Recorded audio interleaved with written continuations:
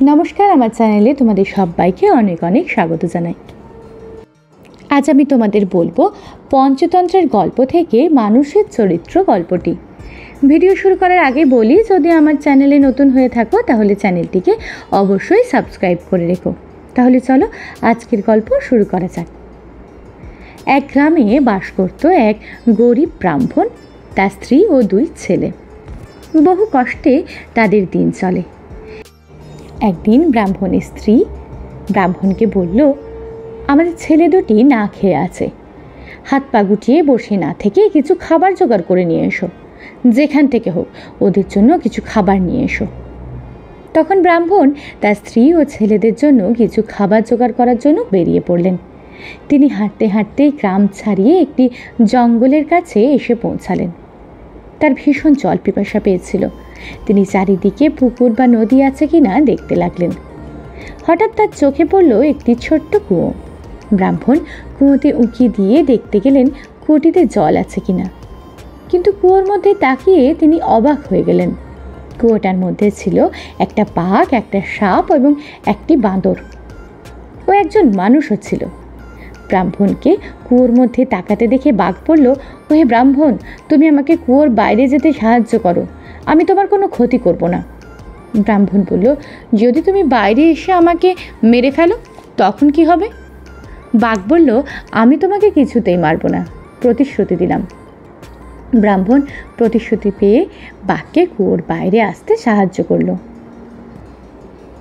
বাঘ ব্রাহ্মণকে অনেক ধন্যবাদ দিল আর বলল, আমি ওই পাহাড়ের গুহায় থাকি, তোমার কিছু দরকার হলে আমার কাছে আসবে। এই বলে বাঘ বিদায় নিল। বাঁদর তখন কুয়োর মধ্যে থেকে বলল, ওহে ব্রাহ্মণ, আমি কি ক্ষতি করেছি, আমাকে এখান থেকে উদ্ধার করো। ব্রাহ্মণ বাক্য ব্যয় না করে তাকে কুয়োর বাইরে আসতে সাহায্য করল। বাইরে বেরিয়ে বাঁদর একটি বড় গাছ দেখিয়ে বলল, আমি ওই গাছের ডালে থাকি, আমি তোমার কাছে ঋণী, যদি কোনো দরকার হয় আমার কাছে এসো। এই বলে সে চলে গেল। এর মধ্যে সাপ ডাকাডাকি শুরু করলো, বলল, ওহে ব্রাহ্মণ, আমি যে কুয়োর মধ্যে পড়ে থাকলাম। তখন ব্রাহ্মণ বলল, আমি সাপ খুব ভয় করি, তুমি বাইরে বেরিয়ে এসে যদি আমাকে কামড়ে দাও। সাপ বলল, ভয় পেও না, কারণ না খেপালে আমি কাউকে দংশন করি না। ব্রাহ্মণ তখন সাপটিকে সাহায্য করল। সাপটি তাকে অনেক ধন্যবাদ দিল এবং বলল, অসুবিধায় পড়লে আমাকে স্মরণ করো, আমি সাহায্য করব। অবশেষে ব্রাহ্মণ মানুষটিকে সাহায্য করতে যাবে। ঠিক সেই সময় সাপটি তাকে থামতে বলল, মানুষটা কুয়ো থেকে বের করো না, কারণ মানুষকে কখনো বিশ্বাস করা যায় না। এই কথা বলে সাপটি চলে গেল। মানুষটি কুয়ো থেকে চিৎকার করে বলতে লাগলো, ওহে ব্রাহ্মণ, সব পশু কুয়ো থেকে বেরিয়ে গেল আর আমি মানুষ হয়ে কুয়োতে পড়ে থাকবো। ব্রাহ্মণ ভালো মানুষ, সে মানুষটিকে কুয়ো থেকে বেরিয়ে আসতে সাহায্য করলো। মানুষটি ব্রাহ্মণকে ধন্যবাদ দিল এবং বলল, আমি একজন স্বর্ণকার, তোমার কিছু সোনা কিনতে বা বিক্রি করতে হলে আমার কাছে এসো। ব্রাহ্মণকে আবার ধন্যবাদ দিয়ে মানুষটি চলে গেল। সব কিছুর পর ব্রাহ্মণ ঘুরে ঘুরে ছেলেদের জন্য কিছু ফল সংগ্রহ করার চেষ্টা করলেন, কিন্তু তিনি কিছুই পেলেন না। তখন তিনি বাঁদরের কাছে গেলেন। বাঁদর তাকে অনেক তাজা তাজা রসালো ফল দিল এবং বলল, যদি তুমি চাও রোজ এসে এই গাছ থেকে ফল নিয়ে যেতে পারো।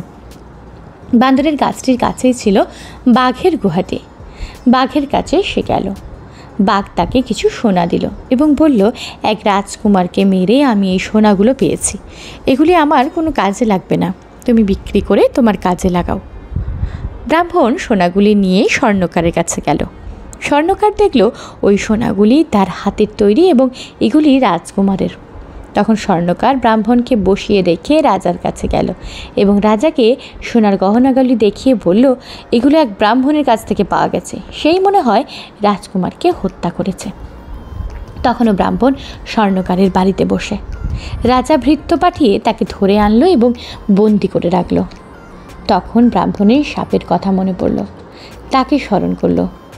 সাপ এলে ব্রাহ্মণ তাকে বিস্তারিতভাবে সব বলল। সাপ তখন ফন্দি আটল যে, আমি রানীকে দংশন করব, তুমি ছাড়া আর কেউ বিষ ওঠাতে পারবে না।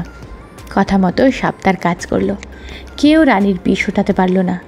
তখন রাজা ঘোষণা করলেন, যদি কেউ রানীকে বাঁচাতে পারে তবে তাকে পুরস্কৃত করা হবে। বন্দিশালার ব্রাহ্মণ বলে উঠল, আমি পারব।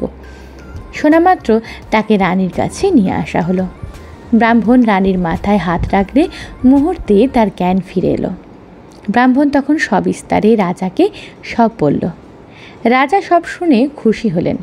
ভৃত্য পাঠিয়ে স্বর্ণকারকে ধরে এনে বন্দি করলেন।